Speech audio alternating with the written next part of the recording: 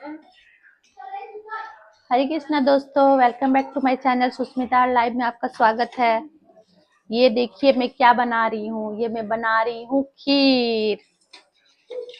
ये है प्रसाद। तो दोस्तों,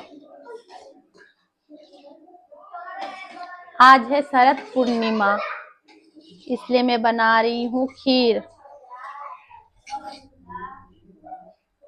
आप में से बहुत लोग को पता ही होगा शरद पूर्णिमा की क्या महिमा है, और अगर किसी को नहीं पता तो मैं उनको बताऊंगी। मिलते हैं थोड़ी देर के बाद। तो दोस्तों, मैं अभी जा रही हूँ छत, और छत में रखने जा रही हूँ ये खीर, जो कि आज पूर्णिमा की रात है, शरद पूर्णिमा की रात है।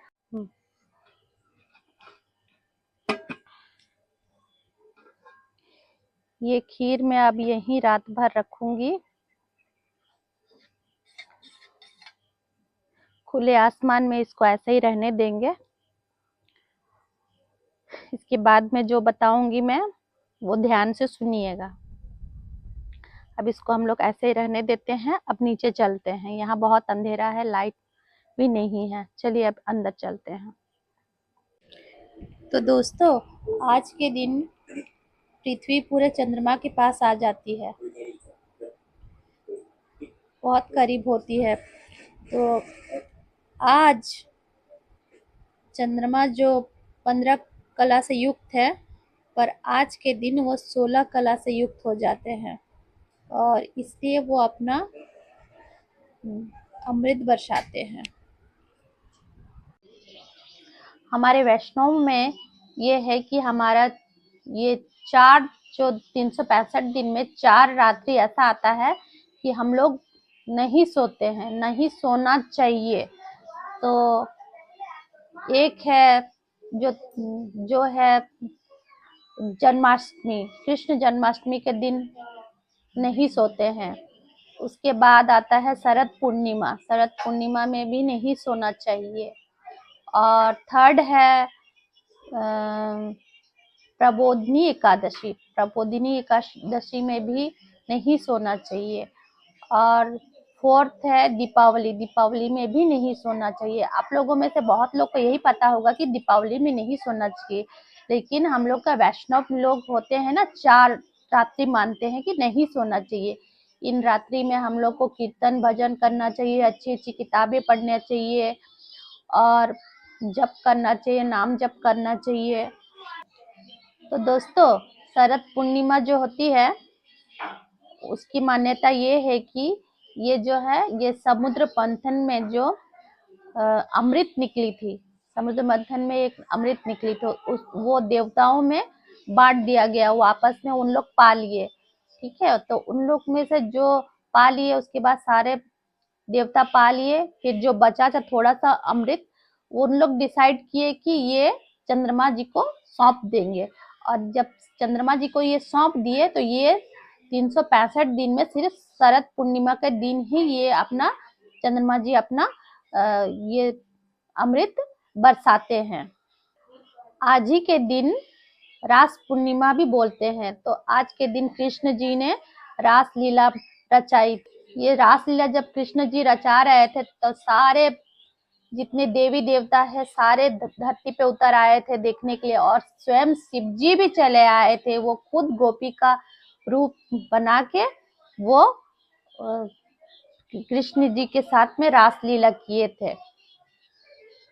जब चंद्रमा जी ने भी उन रासलीला को देखे, तो वो भाव विभोर हो गए। कृष्ण चंद्रमा जी को बहुत अच्छा लगा, वो इतना भाव विभोर हो गए कि वो अपना अमृत बरसाने लगी, इतना अमृत बरसाने लगे कि इसीलिए आज ही के दिन रास पूर्णिमा के दिन में ही अमृत बरसता है, वो चंद्रमा बरसाते हैं।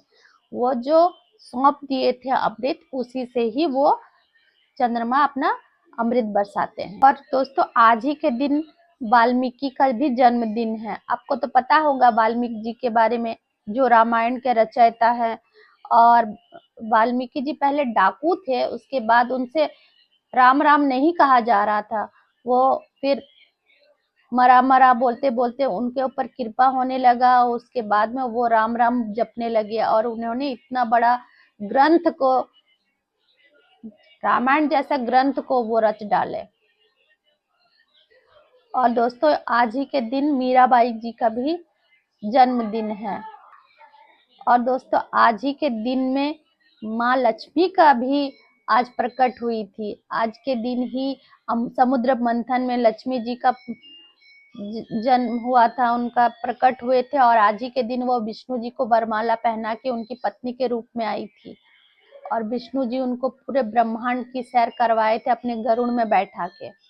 तो दोस्तों शरद पूर्णिमा के दिन समुद्र मंथन हुआ था, ठीक है। उसके बाद में प्रबोधिनी एकादशी, प्रबोधिनी एकादशी में प्रबोधिनी एकादशी जो है वो उस दिन वृंदावन में भांडीर वन है। आप लोग में से बहुत को पता होगा, गए भी होंगे भांडीर वन। भांडीर वन में गुप्त रूप से राधा कृष्ण का विवाह किए थे ब्रह्मा जी।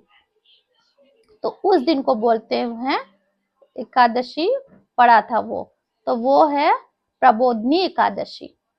और जन्माष्टमी, जन्माष्टमी को भी कृष्ण जन्म होता है वो रात्रि। और दीपावली में भी रात जागते हैं, रात्रि जागरण करते हैं। तो दोस्तों वो रात्रि जागरण करते हैं इसलिए दीपावली में यशोदा माँ जो है कृष्ण की माँ, वो अपने कृष्ण को ओखल से बांध दी थी। आपको तो पता होगा ओखल में बांध दी थी। तो जब कृष्ण जो हमारे मालिक है, हमारे रचयिता है, वो जब उस दिन ओखल से बंध गए, बंधन में बांधने के बाद उनको कहाँ नींद आएगी, तो वो जब बंधन में बंध गए उस रात्रि को वो नहीं सोए। उस दिन उनका ओखल बंधन हुआ था। तो जब वो नहीं सोए तो हम लोग कैसे सो सकते हैं दोस्तों।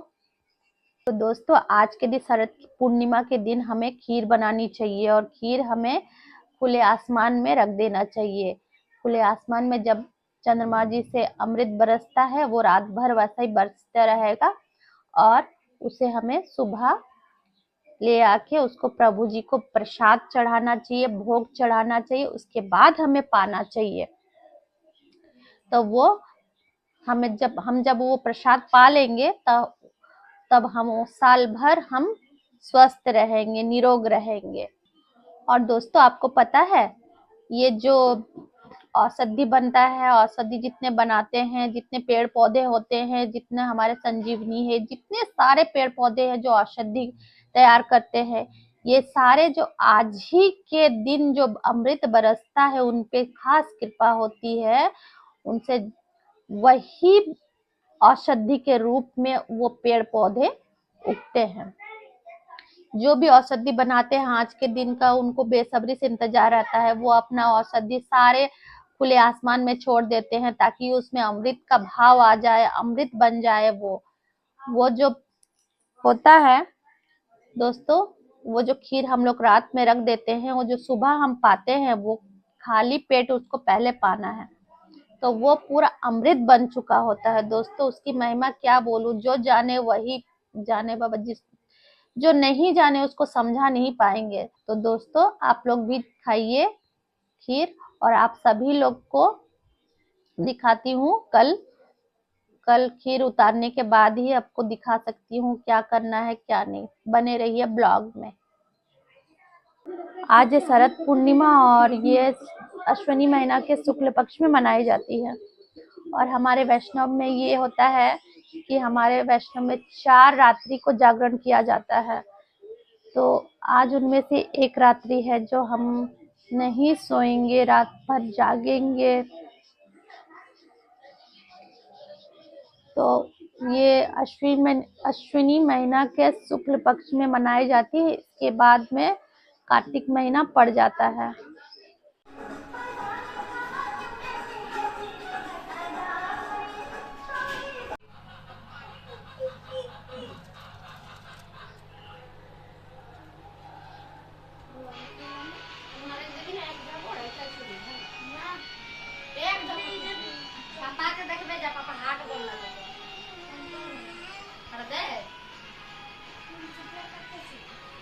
तो कैसे कहाँ कैसे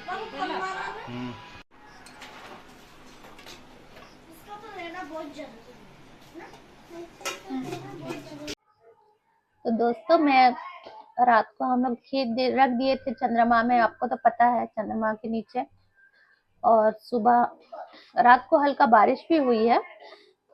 सुबह उसको ले आए नीचे और नहा धो के उसके बाद में बहुत जल्दी उठ गई थी, नहा धो के पूजा पाठ अभी खत्म की, भोग चढ़ा दी थी वो खीर प्रसाद। और अब मैं उसको प्रसाद पा रही हूँ। ये देखिए प्रसाद पा रही हूँ अब मैं।